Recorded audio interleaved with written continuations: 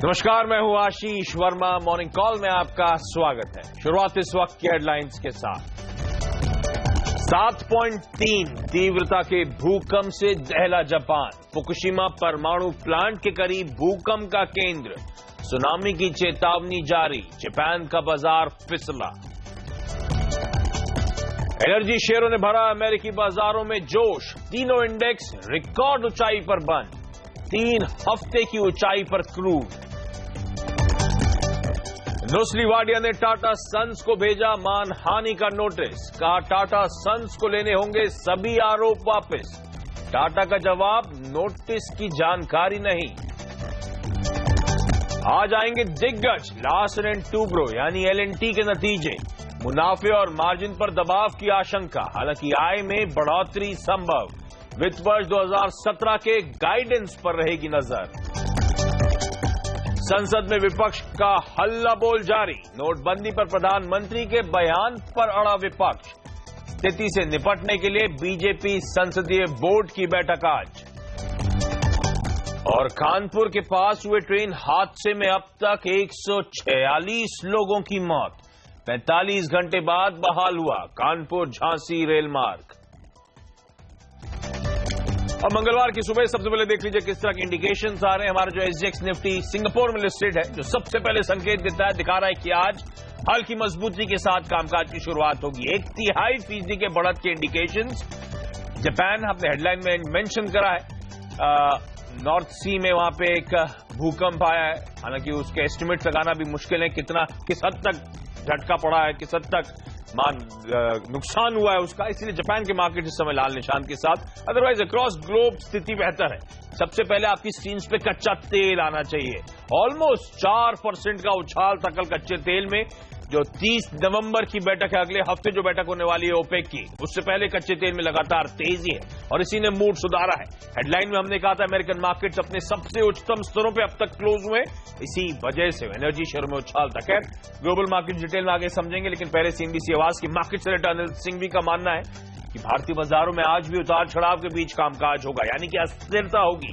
तो फिर इस रेंज को कैसे प्ले करा जाए, अनिल और साथ साथ बाजार के एक और एक्सपर्ट आगे मेरे साथ जुड़ेंगे। लेकिन पहले ग्लोबल संकेत और मजबूती के इंडिकेशंस आते हुए मेरे साथ मेरे सहयोगी नीरज वाजपेयी अब जुड़ रहे हैं।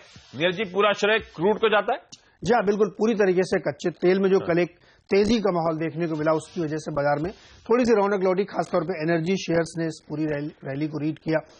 लेकिन दिक्कत यह है कि जो लगातार चल रहा है कि 30 तारीख की ओपेक की बैठक में क्या होगा, तो बहुत सारे लोग अब ये मान रहे हैं कि एक समझौता हो सकता है, क्योंकि रूस भी सहमत है। लेकिन क्वेश्चन यही है कि सब अपने अपने प्रोडक्शन को पीक पे ले आके अगर फ्रीज भी करते हैं तो उससे क्या फर्क पड़ेगा।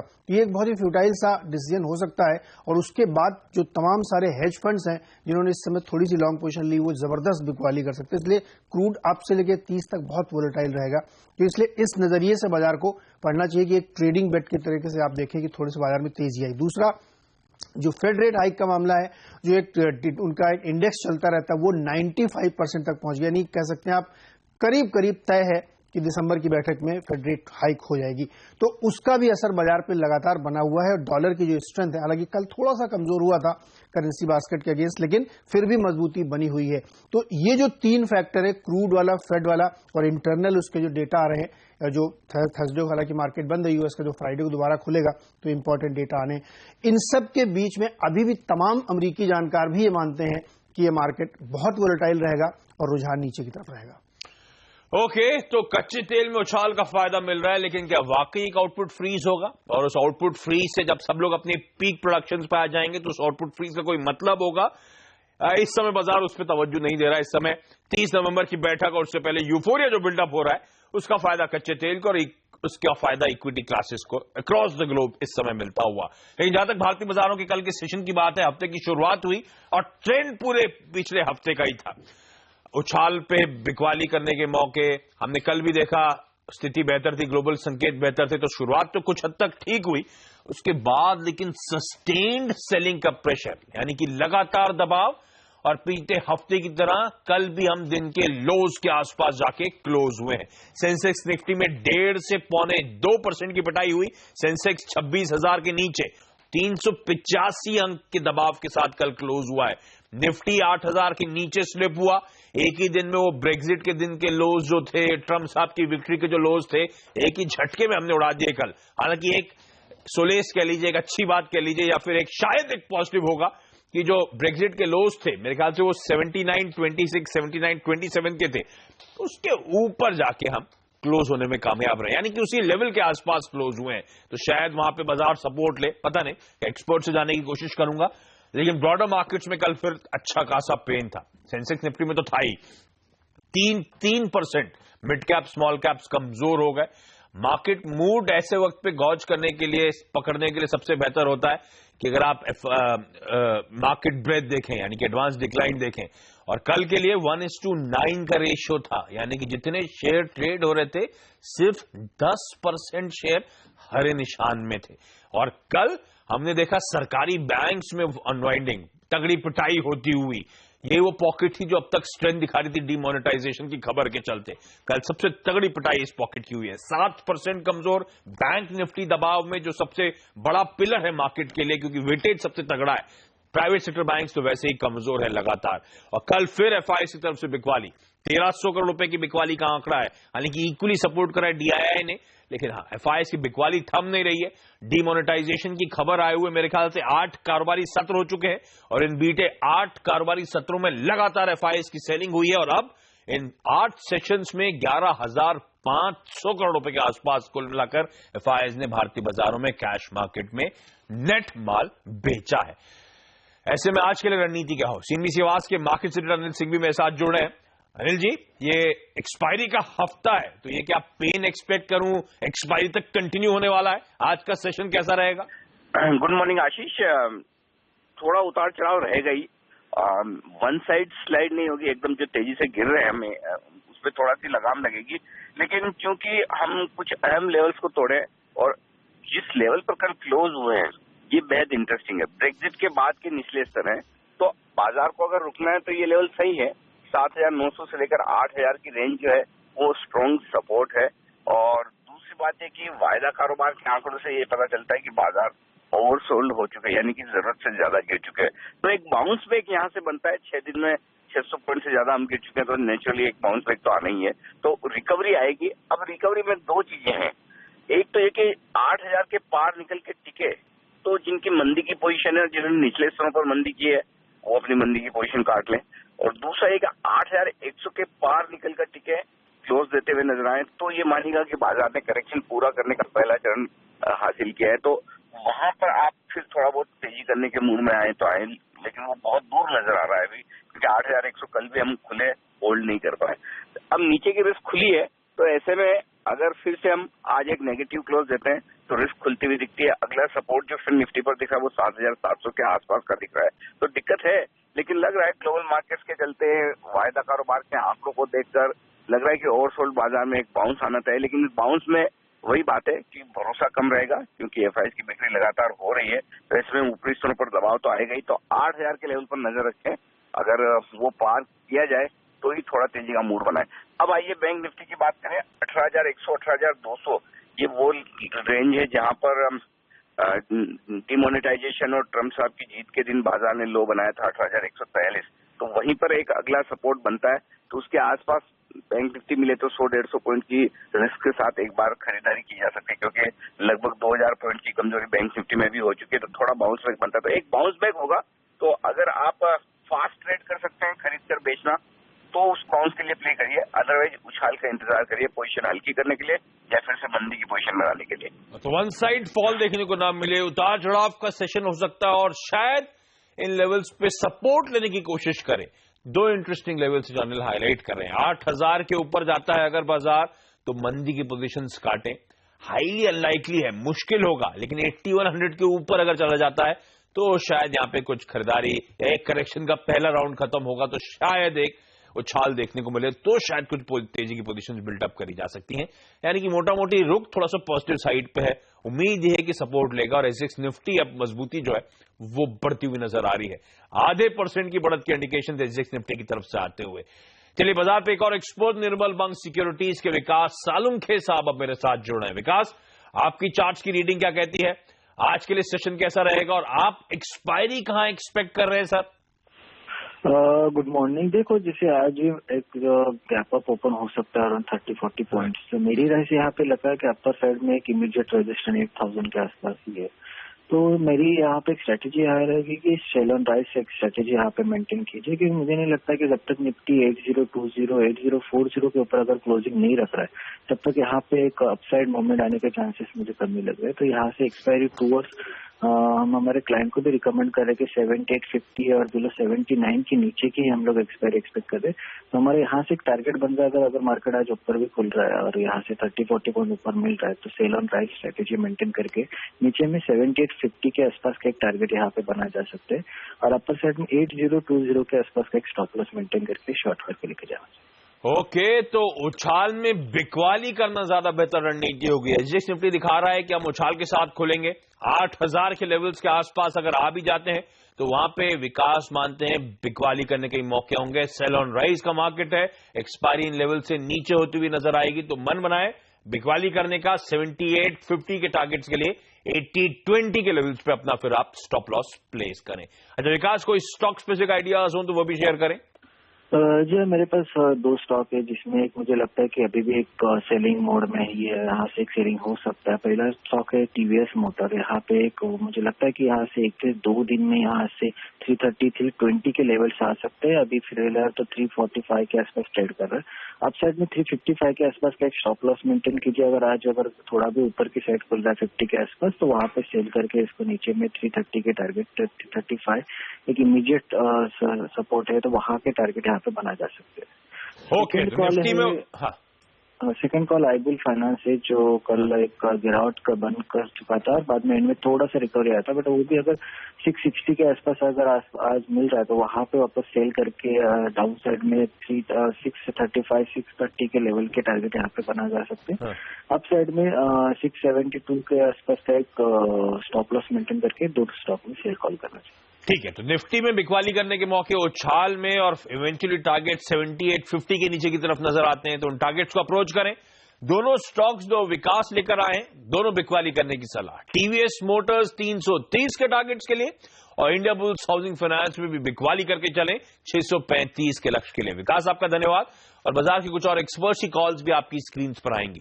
प्रकाशगावा.com के प्रकाश गावा जी का मानना है कि जस्ट डायल में बिकवाली करके चलें।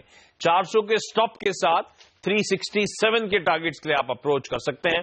जेकेडी व्यू पॉइंट के जेके दोषी साहब का मानना है कि एल&टी फाइनेंस होल्डिंग्स इस काउंटर में बिकवाली करें 86 के स्टॉप के साथ 74 के टारगेट्स के लिए। और फाइनली एक खरीदारी करने की सलाह आती हुई आज के लिए, वो है ट्रेडिंग कोच मेघना मलकान की तरफ से। उनका मानना है टेक महिंद्रा में खरीदारी करके चले 435 के स्टॉप के साथ 465 के टारगेट्स के लिए अप्रोच करें। तो 5 में से 4 कॉल्स बेचने की सलाह, इकलौती जो खरीदारी करने की सलाह वो आईटी दिग्गज टेक महिंद्रा में। नहीं, चलिए, ये तो टेक्निकल एस्पेक्ट था बाजार का, उसके पिक्स थे, लेकिन बाजारों का आज फोकस होगा Larsen and Toubro infrastructure space की दिग्गज कंपनी यानी कि एल&टी के रिजल्ट्स पर। क्या एक्सपेक्टेशन है इस नंबर्स से? ये नंबर्स मार्केट मूवर हो सकते हैं क्योंकि एल&टी का वेटेज बहुत तगड़ा है। मेरी सहयोगी पूजा त्रिपाठी अब मेरे साथ जुड़ रही हैं। पूजा, हाय, गुड मॉर्निंग। क्या एक्सपेक्टेड है एल&टी के नंबर्स से? Good morning. पिछले क्वार्टर जो नतीजे आए थे उसमें हमने देखा था कि अकाउंटिंग स्टैंडर्ड में बदलाव हुआ था, तो जो ग्रोथ की हम उम्मीद कर रहे थे वो पिछले क्वार्टर देखने को नहीं मिली थी और इस बार भी ऐसा ही कुछ अनुमान है। इसके अलावा क्वार्टर 2 FY16 में कंपनी को एक एक्सेप्शनल गेन भी हुआ था, तो साल दर साल नंबर कंपेरेबल नहीं होंगे, लेकिन बाजार की नजर ऑर्डर इन्फ्लो पे रहेगी जो कि बहुत अच्छे आंकड़े आने की उम्मीद है, जहां पर एल&टी क्वार्टर 1 तक करीब 16,000 करोड़ के ऑर्डर इन्फ्लो की घोषणा कर चुकी है और इस क्वार्टर जानकार मानकर चल रहा है कि करीब 33,000 करोड़ तक यह आंकड़ा जा सकता है। इन सब के अलावा कंपनी ने ऑर्डर इन्फ्लो, मुनाफे और मार्जिन को लेकर भी जो गाइडेंस दी थी FY17 के लिए, ऑर्डर इन्फ्लो के लिए करीब 15% और रेवेन्यू में 12 से 15% की ग्रोथ की गाइडेंस दी थी और जानकार मान के चल रहे कि ये गाइडेंस इस बार भी मेंटेन रहेगी, तो ये भी काफी पॉजिटिव होगा कंपनी के लिए। ओवरसीज कारोबार से तो इतना सपोर्ट नहीं मिलेगा, लेकिन डोमेस्टिक कारोबार से काफी अच्छा सहारा मिलने की उम्मीद है। तो एलएनटी के रिजल्ट्स बहुत इंपॉर्टेंट ऑर्डर इनफ्लोस पे खास तौर पे नजर रहने वाली है। 33,000 करोड़ रुपए के आसपास बाजार एक्सपेक्ट कर रहा है। तो इससे बेहतर आंकड़ा, इससे खराब आंकड़ा, आपको रिजल्ट्स का इंटरप्रिटेशन आसान शब्दों में मिल जाएगा। एग्जीक्यूशन पे, ऑर्डर इनफ्लोस पे बाजार फोकस करेगा और शायद पूरे साल की गाइडेंस जस की तस बनी रहे। लेकिन एलएनटी के अलावा आज कौन से टॉप 5 शेयर्स रहेंगे फोकस में, खबरों की वजह से ही बताने के मेरे साथ मेरे सहयोगी हेमंत घई अब जुड़ते हुए। हेमंत, हाय, गुड मॉर्निंग। कौन से स्टॉक्स हैं आज आपके रडार पर? टांटिया कंस्ट्रक्शंस, ये एक छोटी मझौली कंपनी है, कुल 26 करोड़ का मार्केट कैप है इसका। और देखिए, घाटे में थी, कॉर्पोरेट डेट रिस्ट्रक्चरिंग में गई और उसके बाद अब प्रोमोटर्स को करीब करीब 99 लाख शेयर जारी हो रहे हैं, 21 रुपए 26 पैसे से। प्राइस इंपॉर्टेंट है क्योंकि देखिए करंट मार्केट प्राइस इस शेयर का 14 रुपए का है और ये काफी प्रीमियम पर शेयर जारी हो रहे हैं। तो हो सकता है शायद आशीष यहाँ मौका ही ना मिले, आज अपर सर्किट लगता हुआ नजर आए, लेकिन ध्यान रखिएगा इस शेयर के ऊपर। ब्रिगेड एंटरप्राइजेस के ऊपर भी नजर रखिएगा।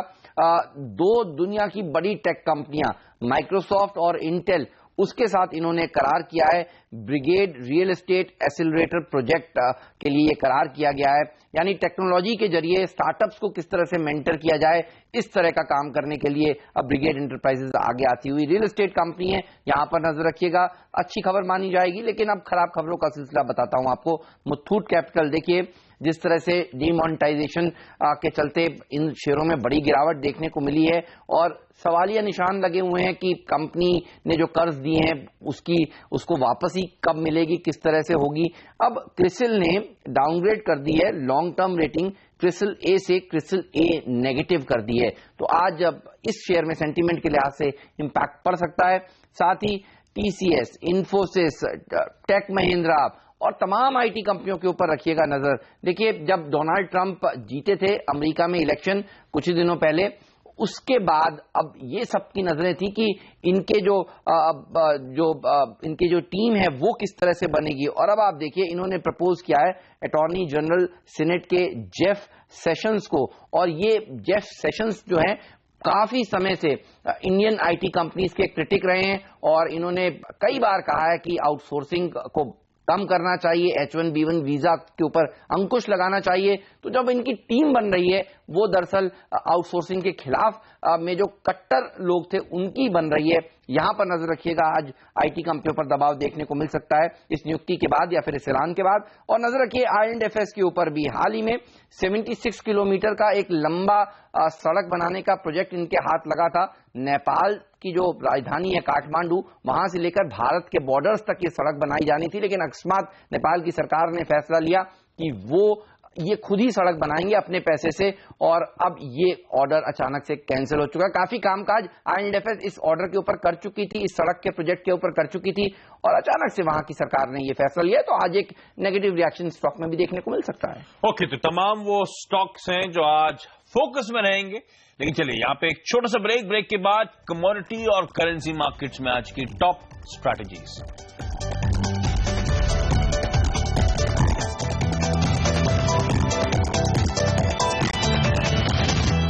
ब्रेक के बाद आपका स्वागत है और अब बात करते हैं कमोडिटी और करेंसी मार्केट्स की। ओपेक बैठक में क्रूड उत्पादन पर कटौती के आसार बनने का असर कच्चा तेल में दिख रहा है। क्रूड में करीब 4% का उछाल देखने को मिला है। फिलहाल ब्रेंट क्रूड $49 के ऊपर ट्रेड कर रहा है। वहीं 10 दिनों की तेजी के बाद आज डॉलर में कमजोरी देखने को मिल रही है, लेकिन सोने में मजबूती कायम है। 5.5 महीने के लोज से सोना एक्चुअली एक हल्का बाउंस बैक दिखा रहा है। लेकिन कमोडिटी और करेंसी मार्केट्स में आज का रणनीति है, उस पर बातचीत करने के लिए आप मेरे साथ हैं एसएमसी ग्रुप ऑफ कंपनीज के रवि सिंह साहब। Ravi ji, hi, good morning. क्या होंगी आज की top strategies sir? Good morning Ashish ji. अगर आज स्ट्रैटेजी में देखें तो मुझे लगता है कि गोल्ड यहाँ पर बाय करना चाहिए एक बार को। तो 29,100 के लेवल पे, अपसाइड में आज 29,350 तक का लेवल देखने को मिल सकता है। तो मुझे लगता है एक मोमेंटम यहाँ पर अपसाइड का देखने को मिलेगा। ओके, तो गोल्ड में खरीदारी करने की आप बात कर रहे हैं। कच्चा तेल, ये क्या आप बैठक में वाकई एक्सपेक्ट करें कोई सहमति बनेगी और खरीद के चलूं क्या सर? देखिए, वोलेटिलिटी अगर अपसाइड की है तो मैं समझता हूँ एक बार इंडियन मार्केट में 3550 तक के लेवल देखने को मिल सकते हैं। तो फिलहाल खरीदारी ही करना चाहिए। लोअर साइड पे एक स्टॉप लॉस 3240 का लेके चले, एक अपवर्ड मोमेंटम ये 60 से 70 रुपए और मिल सकता है। और रुपया क्विकली बताएं सर, रणनीति आज की? रुपये में देखिए आज डॉलर में वीकनेस है, कल RBI का भी इंटरव्यू मिला है, तो मुझे लगता है आज रुपये में एक बार सेल करके चलना चाहिए, एक बार वापस से लेवल डाउन साइड में 67.90 तक से देखने को मिल सकते हैं। तो मुझे लग रहा है यहाँ पर एक बार 20 पैसे की स्टॉप लॉस से एक बार सेल करके चले 68 के बीच में। ओके, तो सोना खरीदने के मौके 29,300 के टारगेट्स के लिए, कच्चे तेल में खरीदारी करके चले, मोमेंटम को प्ले करें 3350 के टारगेट्स के लिए, और रुपया शायद आज मजबूत होता हुआ नजर आए। ऐसे में रुपए का टारगेट होगा 67.95 का। रवि जी आपका धन्यवाद, और यहाँ पे एक छोटा सा ब्रेक के बाद एक क्विक मार्केट चेक।